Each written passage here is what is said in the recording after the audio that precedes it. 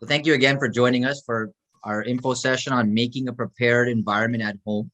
First up, I wanted to start off with who is Maria Montessori and why is she qualified to tell us what a classroom should look like? So essentially, Maria Montessori was born in Italy and in the 1870s. And as she grew up, she first started off in science. She got a doctorate in psychiatry. And using this doctorate, and that scientific background, she developed this passion for education. And pairing these two together, her science and the education aspect, she started revamping the teaching methods in all of these schools and childcare centers that she was involved in. And through that, she actually made specialized materials and a specialized classroom, which is now called the prepared environment. And throughout the 1900s, she spent the rest of her life training Montessori teachers and preparing these environments to foster a learning environment for Montessori students. So looking at the prepared environment, there are essentially 6 main principles that help us in creating it. It's a meaningful learning space where everything in the room has a purpose. And so it does look a little bit different than what we would expect from one of those traditional classrooms that we're so used to, with the chalkboards on the wall and the whiteboard and the individual assigned desks. So it does look a little bit different. The first difference you would notice is in the freedom of the child. So they are completely free to move around. They have choice in the classroom, and they have freedom over their interaction as well. So during the work periods in a classroom, the child is given the freedom to choose the type of work that they want to do, whatever subject they would like, where they want to do it in the classroom. They can work at a desk, they can work on the floor, and whether they want to do this activity by themselves or with their peers. And what we find is this actually helps them to work independently, of course, socially. They become more intrinsically motivated, which we'll touch on a little bit later. And ironically, freedom and structure and order also work together in the Montessori classroom. That's our second principle. And basically, students are able to recognize structure by those schedules and those routines that we set in the classroom. They become aware of some of these societal rules that start off in the classroom, and then, of course, they get to use in the outside world. And what this helps with is they're able to kind of use their discretion. They start to understand the rationality and outcomes over every single decision that they make. The third principle in the prepared environment is beauty. So everything is very beautiful, as we like to call it. It's one of our favorite words in the Montessori world. But the classroom is very harmonious. It's a comfortable space. It's very calming, free of distractions, and it's really connected to the natural world, which you'll see in the next slide. And it also leads to the next principle, which is nature and reality. It is very connected in the Montessori classroom. We use the natural environment as much as possible. We always try to bring the outside in. So that's why you'll notice in our school, there's tons of windows. The playground is a big space. It's basically just an extension of our classrooms. And everything we use is real. We would use real scissors, we use real kitchen knives, we use real glass objects. And this is just so that the children can start witnessing the interaction and real materials that they see every single day. Beyond the physical elements of the prepared environment, there are also, it provides a means to grow socially and really develop their emotional intelligence. And so by interacting with their peers during work and play, they're taught some of those core characteristics of empathy, grace and courtesy, and having that meaningful interaction and those meaningful connections. So next up, I will send it to Ms. Rashmi, who will tell us a little bit more about how we actually implement these principles in the classroom. Thank you, Ms. Mira. Just to add to what Mira just said, in the classroom, the way that things are prepared is, as she said, that to associate or to help the child associate it with the real life. So in the classroom, you'll find that there are child-sized seating tables. Apart from, you'll have a rug, which you use usually for the morning circle time. You can have either work mats, which they use on the floor, so it's a floor designated space, or they have the tables where they can choose to work. Apart from this, they'll have all the child-size shelves which are accessible. So whenever and whichever material they choose to work with, they just walk over to the shelves, bring it out, bring it to their desk, and that's how they proceed. The materials that are organized in the classroom, they are set in a very specific manner. It's kind of color-coded to help the child understand that what comes under or after which material. So it's to give a continuity to the child, so that as their mind progresses, as their motor skills progress, they know how to draw a connection from the previous material. Generally, natural soft materials are used. So it could be light wood. The floors, you could find that there's nothing flashy in a Montessori environment. When you look at the walls, you'll have pastel colors. The pictures that are used, you'll have very simplified but very real pictures. The lighting that is used for a child's classroom will be a very low, subtle lighting, so that you don't want to excite the child with anything external, but apart from what they're using and what they're grasping from there. When we, as Ms. Mira said, that any utensils that the child is using, be it for snack time, be it for any of the activities, we try to keep it as realistic as possible. So it'll be the natural kitchen utensils that you use in the kitchen. The same thing would be used by the child. You'll have living plants to take care of. So a lot of time, nature is the biggest teacher that we can say. So when a child is taking care of a plant of their own, they also become responsible. They understand the meaning of care, those meaningful interactions, as she was pointing out. And then another important thing in the Montessori classroom is the multi-age classroom. So the interaction with their peers, every child is different, their nature is different.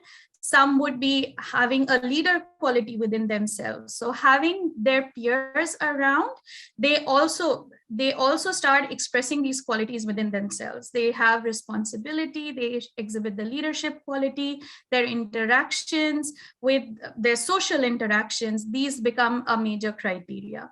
So having said that, even on the shelf, when you see, Montessori is more about individual work. So the activities that would be put out, they are usually limited to just one. So it generally promotes individualism, and then it limits the competition among their peers. Having said that, I'll turn over the mic to Ms. Stephanie, to Ms. Mira. Thank you. Thank you, Ms. Rashmi. So I'm going to send out this presentation deck, and this last little thumbnail on this slide is a really nice video that shows a day in the life of a Montessori student, where you will actually be able to witness the beauty of having this prepared environment and what it means for the child to have that structure and routine, but then also that freedom to kind of explore it on their own. But I'll head on into how do we actually create this prepared environment at home, whether it's for our online classes or whether it's just for a general learning space for your child while they're at home. These are just a few tips that we can kind of keep in mind without needing to buy all of that matching furniture and all of those expensive materials that you would get in the classroom. How do we do this at home? So the first step is starting with the physical workspace of the environment. So it does look different in every household. We have different rooms, we have different sizes, we have different, abilities in our own home, but it's essentially a quiet area with a comfortable chair, a large table, and also bright, warm lighting, just like Miss Rashmi was saying, free of any distractions like the toys, the books, the TV. It's also nice to have a large floor space as well, with maybe a yoga mat nearby so that the child can choose where they would like to work. Maybe one day they want that large table, another day they'd like to unroll their yoga mat and work on the floor. Speaking specifically to children enrolled in our online school, it would be nice to have the computer or the tablet nearby, somewhere accessible, so that they can adjust their webcam if need be, adjust their microphone, and that sort of thing. Something to give them that independence over their learning screen. Somewhere near the child's table, they should also have access to their working materials. So this can be a shelf, a bookcase, kind of like in the second picture here. And it basically holds stationery. So you can have paper, you can have graph paper, line paper, colored pencils, a ruler, eraser. You're basically just going through the dollar store aisles and getting everything from that stationery aisle. And this is also where you can put the previously completed activities. You can keep it there so that the child can remember what they've been working on and practice it again.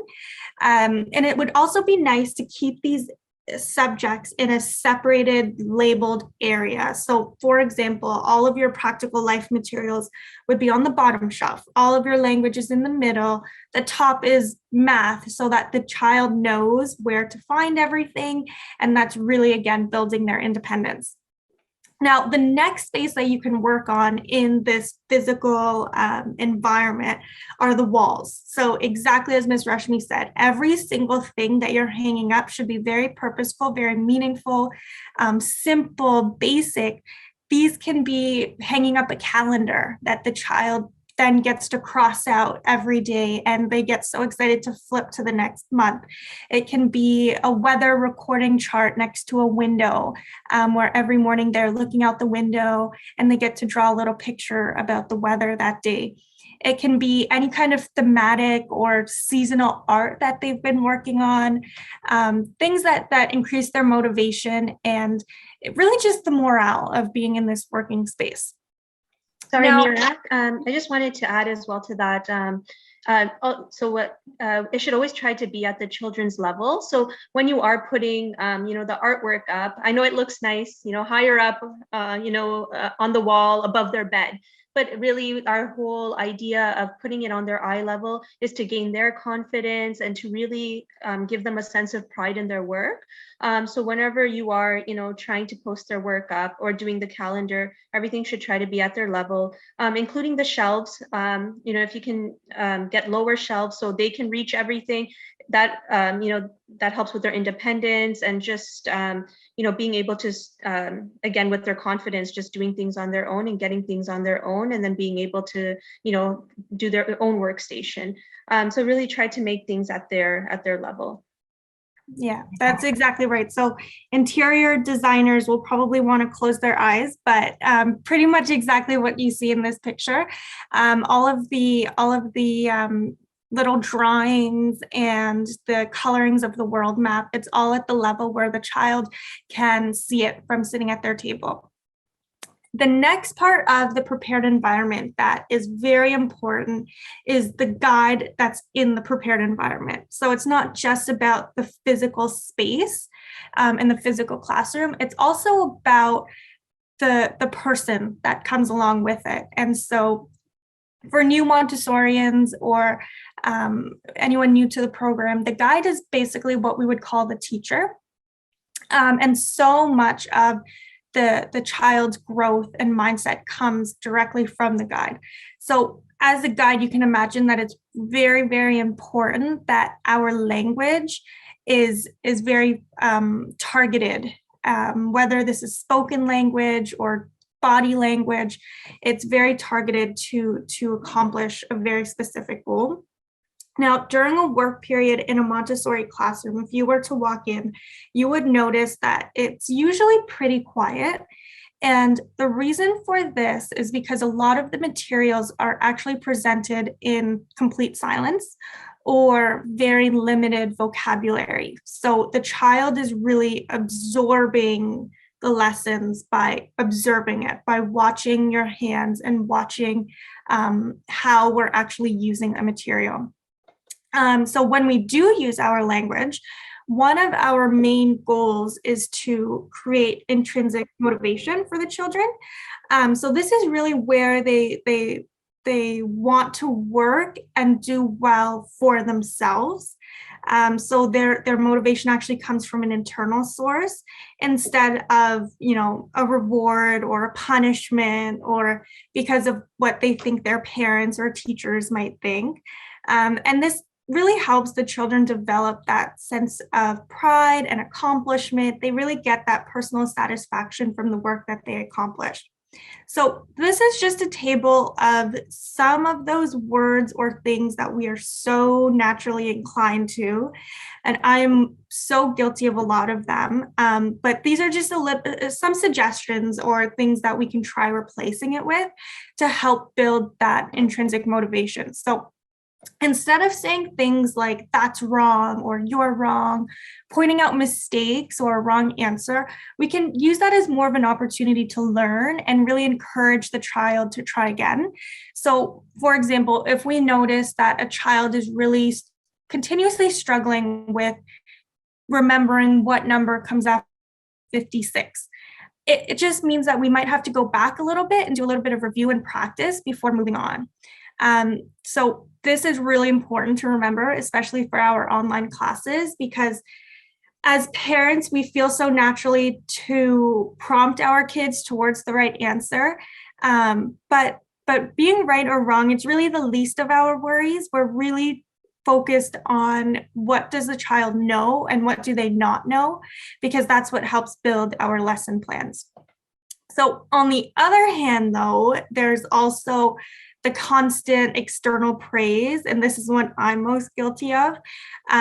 But saying great job or, you're going to get a sticker for doing so well, that creates that external reward system. And instead, let's try to bring it back to the child and ask them how they're feeling about their work, and use specific examples. If we want to praise them, you can say, it was so kind when you did this. So using specific examples of their behaviors and actions. Another tough one to avoid is saying the word no. Of course, instead of saying the word no, we can provide alternatives on what should have been done. So an example is, no, don't kick the ball so hard if we're playing outside. Instead, you can say, alternatives of what should be done, but also the why. So let's be more gentle because we might hurt our friends. So it's important to give alternatives, but then also the reasoning behind it. The next one is being too involved.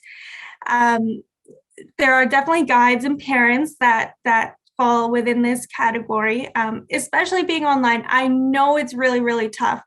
But we don't necessarily need to fill every silence or force our child to talk if they're just not up for it that day.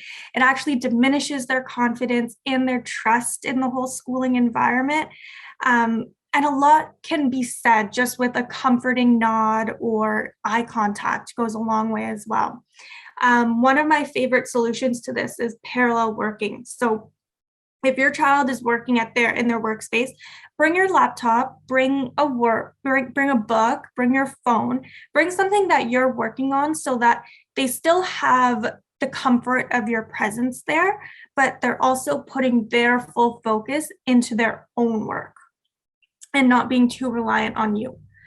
And so now I'll get into the specific, sorry about that. I'll get into the specifics of navigating the actual virtual classroom part. Those were just some general tips that we can keep in mind for creating that learning space. So in the classroom, our really building out that social aspect. We're interacting with our peers, we're absorbing that receptive and expressive language by conversing with each other, and because of that, we're building those core traits of empathy, really understanding our sense of self, expressing ourselves with our friends and with our teachers. Now, to do this, we are encouraged to treat it like an in-person learning environment. And so this means establishing some kind of morning routine. It can be changing our clothes, brushing our hair, eating breakfast, just making sure we're prepared for the day. Which also leads me to the next step. We do send out our calendars in advance. And so hopefully that helps you to prepare those materials, print out any of those worksheets that you need beforehand. And this just helps us keep up the pace in the classroom, because as you can imagine, working with so many kids at once, and not even so many, but even, 5, 6, 7 kids, if we're all kind of working at different paces, it's really easy to kind of get lost and get left behind. So it would be great to be all on the same page and just making sure that we're moving at the same pace. Also, when our classroom day is over, there's still work to be done. So take that time to really engage with your child outside of the school day. And I like to call it, talking to your kids and engaging in small talk. So it's, imagine you are catching up with an old coworker, right? Talk about the weather, talk about the date, talk about some light news. These are all things that the child is probably talking about in school and will actually really enjoy to learn about with you as well. And also try to point out lessons that you've heard us talk about in the classroom as well. So if you notice that day we worked on botany cabinet, you can start pointing out the different shapes of leaves around you. If you notice that we've done the life cycle of a strawberry plant, then maybe get strawberries at the grocery store that day and really extend those lessons. And at this age, I also wanted to mention that we are, of course, building out our confidence and that independence, but it's also important for us to recognize when are those good times to step in and be a little bit more involved. And some of those specific situations might be if you notice your child is getting off topic, maybe if they're engaging in conversations that might be heading towards not being so school appropriate. And a good way to do this is to maybe remind our children that, we don't necessarily talk about anything that might be scary or make our friends feel sad. That's a little bit of a reminder that we can extend to them in the mornings. So these are just a few ways that we can make sure that our classroom is safe and comfortable, so that when the kids come in, they feel trusting and that they can really just focus on learning. And I'll send it over to Miss Stephanie to tell us a little bit about how we can actually navigate the private tutoring now specifically. So the private tutoring is a little bit different. It focuses more, the learning objectives are the 3 areas of the classroom that are language, math, and culture. In language, the focus is on literacy development through phonetic sounds, on a journey into reading and composing or writing at the CASA level, and into the elementary level, move into grammatical concepts, vocabulary, comprehension skills. In terms of math, there's an individualized focus on building strong foundations of understanding quantities, so how much a number represents, and symbols, what the number physically looks like, as well as various mathematical concepts like equations. That continues to expand in elementary tutoring into larger and greater abstraction. Whereas culture is a very diverse area that allows children to learn more about themselves and the world around them, and covers subjects like geography, zoology, botany, and history in CASA, and moves to also incorporate physics at the elementary level. And private tutoring overall is a great opportunity for focused, independent, one-on-one work led by the teacher or tutor guide, where we are able to encourage the child's individual strengths and support their weaker areas, working with where the child is at individually. As Mira mentioned before, parents and guardians are encouraged to be present nearby in parallel work and are asked to try to limit involvement in the tutoring session. The main requirements for online tutoring are the child's eyes, ears, and engagement. Any additional materials or printouts that would be required for a specific session would be indicated by the tutor guide in their lesson plan that's sent out weekly and should be ready and prepared for the student before the session begins. A sharp pencil as it is, or specific worksheets, and it should be kept close by, as Mira mentioned, on a specific shelf or a tray so that it's easy for them to access when it's appropriate during the lesson. And then it also allows them to remove the materials when they're no longer in use from their prepared environment so they don't further distract from the lesson. And in terms of distractions, food serves not only as a large form of distraction during one-on-one tutoring sessions, but it can also pose as a hazard. So instead, please allow a chance for your child to eat either before or after their tutoring session. The work indicated on the weekly lesson plan sent for your individualized child and the provided worksheets for the non-tutoring days are all supplemental and meant to help the student review practice concepts and materials presented in previous lessons to solidify and enhance their understanding. So it's all for review to help their progress. And the last point here is that if you wish to speak to the tutor about your child's progress and development, it's welcome anytime, but it is preferable to do so without the child being present. That's all for private tutoring. Now it's Rishi's turn to tell us about something exciting. Thanks, Miss Stephanie. Okay, thank you, team, for going through all those slides. So we're almost done, and I want to make sure we leave enough time for questions. But just before we conclude, I just wanted to let those who don't know that we're introducing an online lower elementary class. It's mixed age grouping, so it'll be grades 1 to 3, which serves ages 6 to 9. We'll be doing in the summer, we'll be doing a summer starter program. So for anybody who's interested in July and August, we'll be doing a half-day elementary program to get the students ready. For any students who are already in elementary or who are about to join the elementary school system, this program will be taught by our elementary Montessori teacher, Miss Rashmi. There'll be small group sizes as usual, 12 kids max per class. And in addition, we've scheduled, I know at least for the fall session, for the actual fall full-time elementary session, which will run from September 2022 to June 2023, we've scheduled one-on-one time in the class as well. So that I know there may be some concern about mixed age grouping between grade 1 to 3. And so that one-on-one time will operate very similar to our private tutoring. And that's where Ms. Rashmi will be able to ensure all of our students are progressing at the pace and grade level that they're at. Again, these are conducted live over Zoom, Monday to Friday in Eastern time. Again, and most materials are commonly found household items or printable, very similar to our existing online program right now.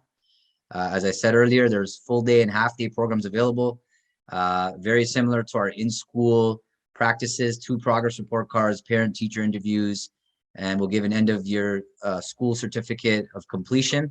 And just to note, our school, My First Montessori School, in the online program is licensed by the Ministry of Education in the province of Ontario, Canada, and international students are welcome in the program. So currently we have 6 students enrolled, and it's a long way till September, so I'm sure we'll get to a full enrollment. But so it may not apply to all of you, but you know, if you know somebody, please pass the message along. Ms. Rashmi is a phenomenal teacher. She taught my daughter, my older daughter, Arya, and she did a phenomenal job with her. And she's a great singer as well. So she'll sing songs from The Sound of Music. And sorry, one more slide, just quickly showing you what a typical elementary day would look like. So normally our toddler and lower CASA and upper CASA classes are half day, 9 to 12. Although I did say that our summer starter program for the elementary will be half day, 9 to 12. Our full semester elementary program starting in September will be a full day program, very similar to what you'd see in a physical brick and mortar school. It'd run from 9 a.m. to 3 p.m. And here's a good snapshot of what our schedule will look like, starting with circle time in the morning, and then they go over world news and show and share, which is extremely important at the elementary age. And then you get all the Montessori, the 7 areas of the classroom. So you get the language and arts, math and logic and geometry, some time for a break. And then again, back into some of the Montessori curriculum. We do have novel comprehension and reading, arts and crafts baked in, and then an hour lunch. And then we go back into Montessori, the 7 areas of the Montessori classroom, the elementary classroom. So that's geography, history, botany. There's some time for social studies, which we've added to make sure we marry up to the Ontario provincial curriculum. There's music and movement. And then we've also added coding and technology. Again, we think coding and technology is extremely important for all of our students now, especially with the way the world is going. And so if you're interested, reach out to us. We do have an early bird promotion, so take advantage of that if you're interested. I won't go into any more because this is really kind of going off topic, but now that I had you on all here together, I had to take this opportunity to talk about it. And so with that, I think that concludes our presentation. I appreciate your time. If you have any questions, we're here. Oh, sorry, one last thing. I got to shamelessly plug all of our socials here. So follow us, please, on Facebook at My First Montessori School, on Instagram at mfms.online. We have a YouTube channel, which we're slowly putting out some content. And we have a ton of content. We have actually over 200 pieces of content that we're slowly editing and putting up online. So look out for that. That's at My First Montessori School online. A lot of instructional videos on how to practice Montessori at home. And TikTok, our teachers have been creating TikToks. And lastly, if you want to bombard somebody with emails, you can email Mira at myfirstmontessori.ca. And we are a team, as this little koala, Monty the koala, says there. So now, any questions? Happy to answer them. You can write them in the chat, or you can voice them. There's not many of us on the call, so I don't think it'll get too hectic. We'll stop the recording now, so that we're not recording your questions. I appreciate your time today, and feel free to type in any questions you may have.